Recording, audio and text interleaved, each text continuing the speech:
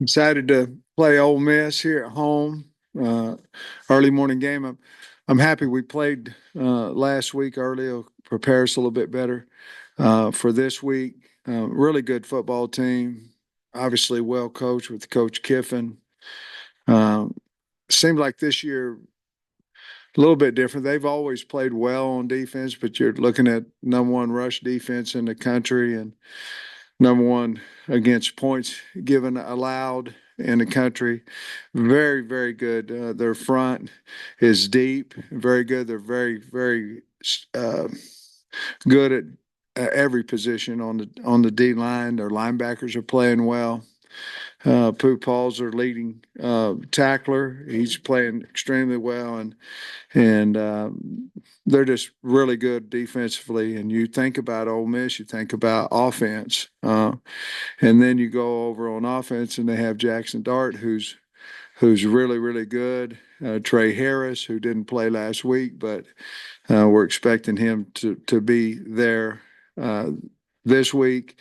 And then their running back has 650 plus yards. So just a really good football team that's very explosive and like I said before, their defense is playing extremely well. We're looking forward to. I think the house is going to be packed here on Saturday, and we're excited that the fans are out here supporting us and happy about that. Okay.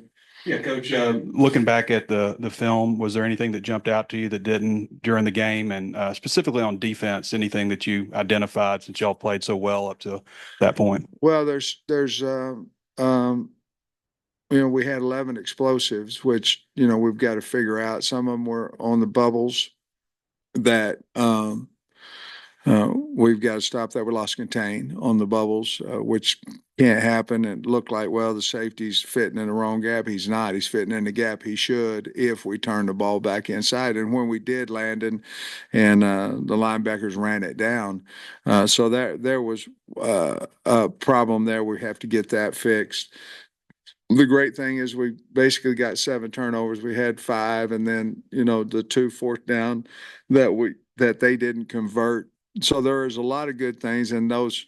With the second play of the game where we get the sack fumble by Landon and then go score. A lot of big things that the defense did. Basically, in a nutshell, I didn't think we finished the game in the second half. Our tackling wasn't as good as what it had been in the past. A lot of that goes with Trey. We didn't have as many guys around the ball. We've missed tackles in the past, but we've had somebody else clean it up.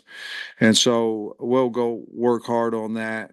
But I was very happy with the turnovers that they got and the 2 big fourth down stops that the defense got as well. But we gave up too many explosives, so we've got to figure that out. And a lot of that was either gap being out of the proper gap or our tackling. So we've got to work really hard on that this week.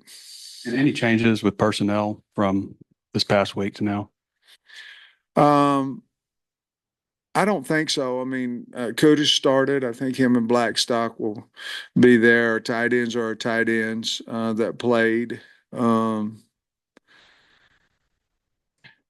No, I don't think we'll. I think Jaquinta Jackson will be doubtful again this week. I think Rodney Hill will be probable, um, and Jalen Braxton will be doubtful as well. That's everything. Injury wise, yes. Coach, was the transfer portal partially responsible for the balance in the SEC this year? You have Kentucky going to Ole Miss winning, Vanderbilt beat Alabama. I mean, do you feel like maybe that's helped balance the SEC out a little bit? I think so. I mean, first of all, I don't think any of us really know what kind of team we have until you get out there and play. And because there's so and it's not like bringing in 25 freshmen. Now you're going to bring in 20 or so. This is like bringing in 10, 15 guys that can change immediately because they're older, they've played. And so I do think that has a lot to do with it. I do. Is there I got a message this morning. You suspended 2 players. Is there any truth to that, Coach? No, they're not on the team. There was no suspension. They're gone. Yeah, they're not on the team. Somebody here. With Tyrus Washington and Oh, Combs. Yeah. all right. The series with Ole Miss, has been pretty competitive with you and Lane both at your spots, and you've won the home games. What maybe stands out to you about playing those guys and maybe the atmosphere and the rivalry, so to Well, speak? I think it's a lot of fun. You know, we've had 4 games now, and of course the first one was a Hudson Clark. 3 picks and 7 turnovers, and the next one was I went for 2 and we didn't make it, and then the next year gets us bowl eligibility, and we dominated that game from the beginning. They came back on us in the second half, and then last year game was certainly a tight game with I believe we were tied maybe in the fourth there and end up losing, but all 4 games have been very competitive, and I'm looking for the same type of situation on Saturday. Yeah, speaking of Hudson, so he started and he was involved in 2 turnovers. I just wonder what your evaluation of his play was and what it means to have him back in the rotation. Well, he's so important to our team as a leader, but also, like you just spoke of, he can play so many different positions. Right now, we feel like corner is that spot because that's what we need. Probably need to play Jaheim Singletary a little bit more, which we will Saturday, but not necessarily for Hud. I'm just saying we need to play him a little bit more. But Hudson seems to always be around the football, and a guy that we know that we can count on, and we have a lot of trust and belief in him. Been here a long time.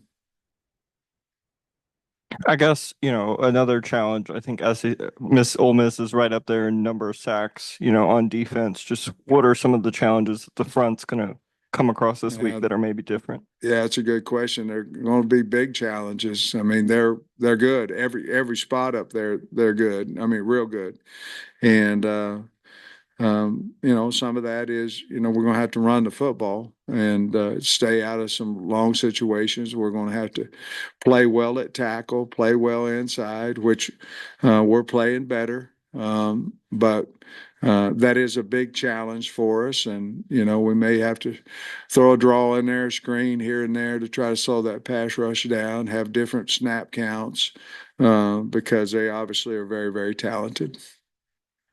I know it's different programs, different coaches, different rosters, but looking at some of Boise State's numbers with Talon the past couple of years, the tight ends weren't really heavily involved. And then this week they catch 4 touchdowns. Has that been something you've had to work with him on, is maybe targeting tight ends, or was this just a product of the matchup this week? No, I mean, if you look at it, most of those plays with the tight end, they were wide open. It was either, the 4th and 1, pass to Luke, which was wide open. We had a couple of roll passes, naked rolls, waggle rolls where they were open, but Bobby and the offensive staff specifically went to that because we felt like they may be open. Sometimes it doesn't work out like you plan, but no, we know we have Posca. It was really good to see. Luke has really, really good to see. We've always had good belief in those guys, and they've been one in progressions, several routes for whatever reason, whether it be protection breakdowns or whether it be we didn't get open. But we did on Saturday, and it was really, really, really cool to see that, the tight ends caught 4 touchdowns. And how valuable was R-Dub's performance? Because I know Braylon had the big day, Yeah, but big time. That's, as we know, R-Dub had a suspension, and during that suspension, he was outstanding. And then when he came back, had such a great hard-working attitude, and for him to go get it right at 100 yards, it was very, very fulfilling. I'm sure for him, but it was also for me and the team, and I'm just really happy for him, and he's a valuable part of our football team. Heading into Tennessee, Talon was hovering around 55% completion rate wise. The past three games, all over 65%, up near 70. Just how have you seen him continue to develop efficiency wise throughout the season? I think people around him have played better. And, when you run the ball and your play action becomes better and your time to throw the football and to get open becomes better. But I think he's just playing really confident right now. I think Saturday helped him as well. We ran him a little bit more Saturday than what, obviously our plan wasn't against Tennessee. We didn't want to, he wasn't at full strength that game. But, I think his confidence is just going up, and we're learning more about what he can do, what he likes to do. But I thought, just when you said that, I thought there was a couple of runs that he hit, and then I thought his pass to Jordan Anthony was really really a really good pass there, and his 4th and 2 that he made. Uh, um, 4th and 2 that he went 45 yards on, but we got the 2 yards. I thought that was an outstanding play as well. But I think he's just playing really confident because of the guys around him. I think are playing playing better as well. And then the Ole Miss game is obviously always big for the Metcalf family. Just what have TJ and Tevis meant to you and to this program? They're doing a great job. Great kids. I mean, they're hard workers, great kids, good football players as well. All those things. But mom and daddy raised them to be great human beings. They're great kids, and obviously had an opportunity to go in there and get them to come play for us. And I hope they have a great game. Sam, if you look at SEC play, you won a game, then lost, won, lost. I'm curious, what's the key to maybe carrying over the momentum from this past game and putting together back-to-back wins? Well, sometimes it depends on who you're playing, matchups. But I think right now we're health of your team. But I think right now we're pretty healthy. We have 3 in a row at home. We're not worried about the second and third, but we do have 3 in a row at home. Early kickoff.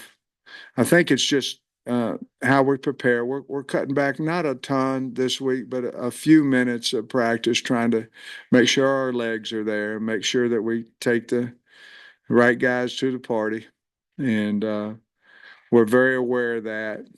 In the past we'd been very good coming off of bye weeks, and obviously got beat by LSU off of it. So we're aware of this week's so important to us, and then we're aware that there's a bye after it. So we're taking just a little bit off of that to make sure that we're fresh. But it's all about the preparation. And as you've seen in college football, I think most games are determined on who turns the ball over and who doesn't. And I think it's been that way forever. But this year, it just seems like if you win the turnover battle, you win. And I'm not for sure it matters what the names of the teams are. And so we've got to really concentrate on that too. And the one, obviously I think we're 5-0 in games that we've had been even or won the turnover battle, and we're 0-3 when we lost it. So we're going to harp on that this week as well, give us a better chance to win. And with the 2 tight ends no longer being on the team, do you feel good that Has and Poshka can handle the workload there? Or do you foresee someone else maybe stepping up and having on a bigger role?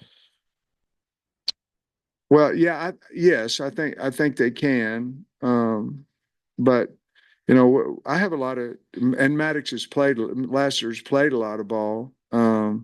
So I have a lot of confidence in him. And then we also got Josh Street ready when we were banged up a little bit, and we'll have a few more ideas for that position. But yes, absolutely, I think they can, and I think they will, and I think they showed that on Saturday as well, and along with Lassiter.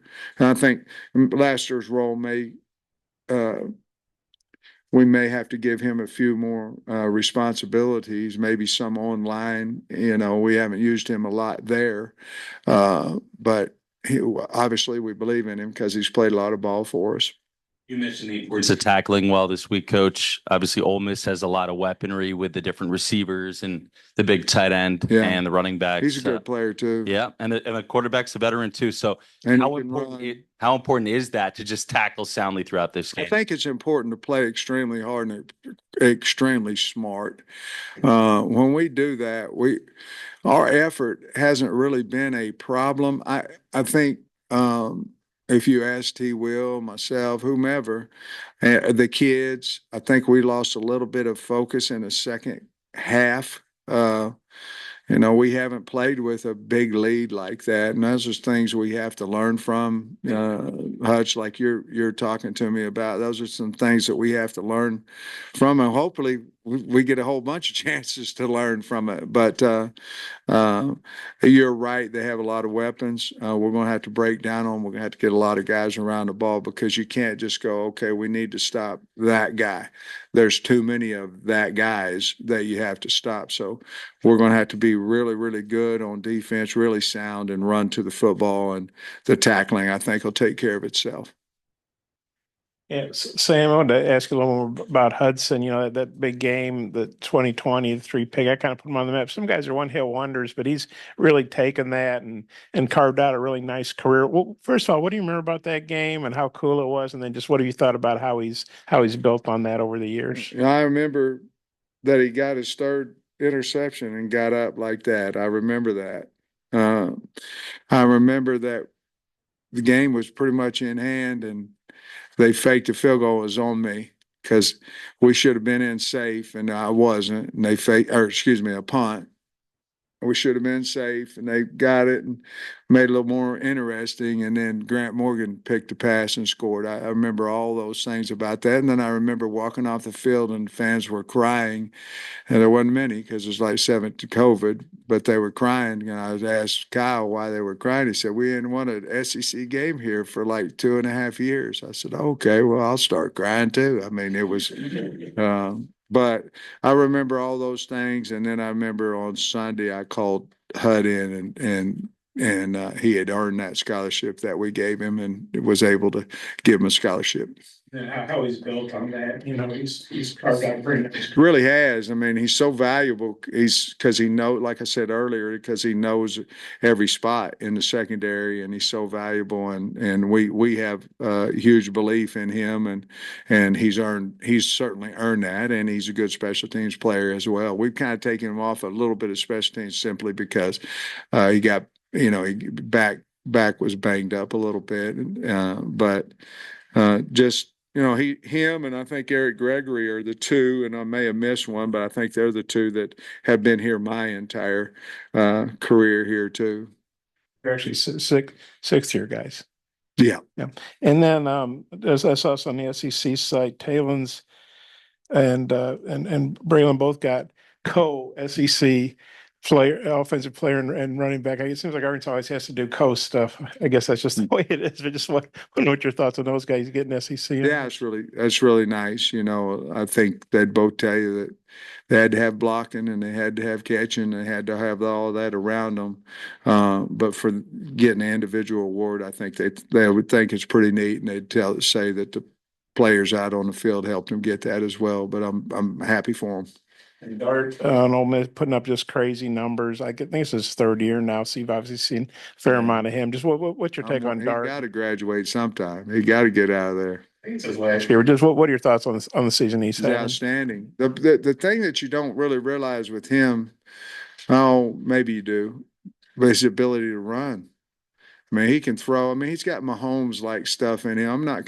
I'm comparing the magic throws that he makes because he can make them. I mean, you're going, how do he shovel this? But he can, where he's super dangerous as well is that he can run, and he's very, very competitive and very, very confident, and he's the type of guy you want leading your program. I had a question about how Kudus and Blackstock graded out. Did both of them, how they contributed? Yeah, they both played well. Kudus played a few more snaps than Blackstock did. Both of them had great attitudes about their situation. As we're moving forward, we'll continue to evaluate that. But they both played well. I was Curtis played exceptional for his first game back. He played really well. And I had another question about Jaquindon.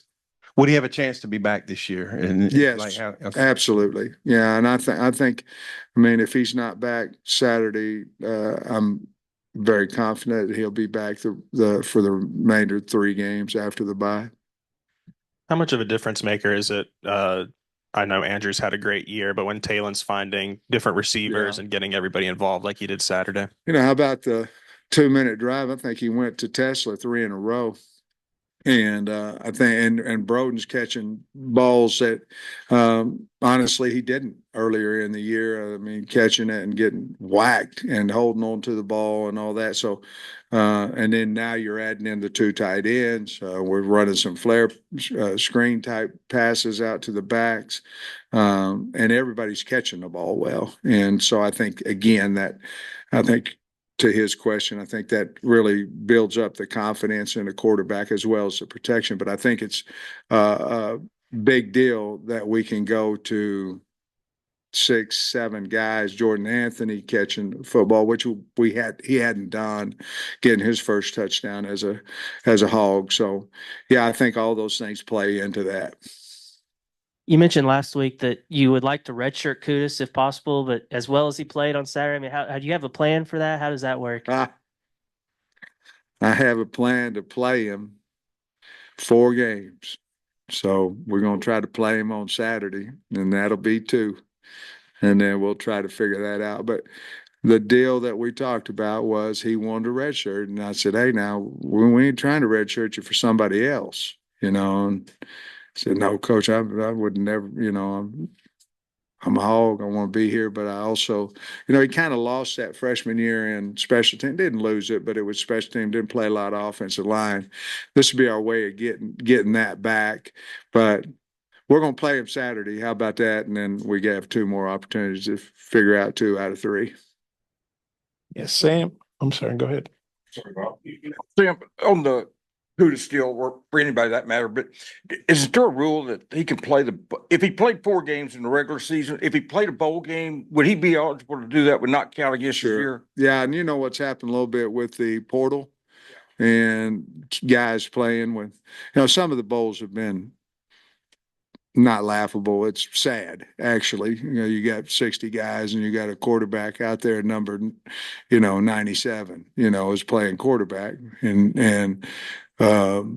So I'm glad that they've given that back. But you have 4 games, and then any postseason doesn't count towards eligibility as far as losing your red shirt. And so we're trying to actually, we had 6 guys on our team. Please don't ask me who they are because I don't know it right off the bat, but we have 6 guys that we actually talked about, and Kudus was one of them, but Braxton was one of them. He's played in 2, when he's able to get back. And so there were 6 of them that were going, okay, offensively, hey, Bobby, Eric, Branham, Kobe, he's played in 1 game now. He has an opportunity to play in 4 more. What do we want to do with him? Well, the answer is we'd love to have him come back 4 years. He's not going to leave us. I mean, he's an Arkansas kid, diehard, mom and daddy too. And so those things that we went over this week just to make sure where we were, and there's about 6 of them we have to make choices on. Just make sure it wasn't a 1-year rule. I Yeah. thought I'd remembered that. Yeah. Yeah, I think it went in when we went to Liberty Bowl that year, because I remember we had a guy or 2 that was right there and they were eligible to play in the game. And we needed them to because we were, depleted. Sam, they got a defensive tackle, Pegs or Poigs. He's had his 5 rushing touchdowns for Ole Miss. Yeah, I just wondered. he's huge. Yeah, I was wondering, do you have to devote some practice time? Yes. I just wonder, as a line guy, what your take is on that? He's freaking good, man. He's big. He's skilled. I haven't seen this year if they've tried to throw a pass with him, back there. But I mean, that guy, he's got great hands because he can catch the snap, and once he gets motoring downhill, he's he's hard to stop. And I mean, what a great idea by their offensive staff to use him, because he's hard to stop back there on short yardage. I was watching, is that just violation of team rules, or can you Yes. shed any light on that? Just the reasoning? Yes. Do they have an option to No. come back? No. Basketball fans, it's that time of year again. The NBA is back. From opening tip-off to buzzer beaters, BetOnline has you covered with the best odds, biggest promotions, and live in-game betting on all of your favorite teams. This season, every game matters. BetOnline has every stat, matchup, breakdown, and live odds to bet on during the games. And it's not just the NBA. BetOnline has odds on everything from football, MLB playoffs, NHL, to even political props. Head to the website today to get in on the action with America's most trusted site for online wagering. BetOnline, the game starts here.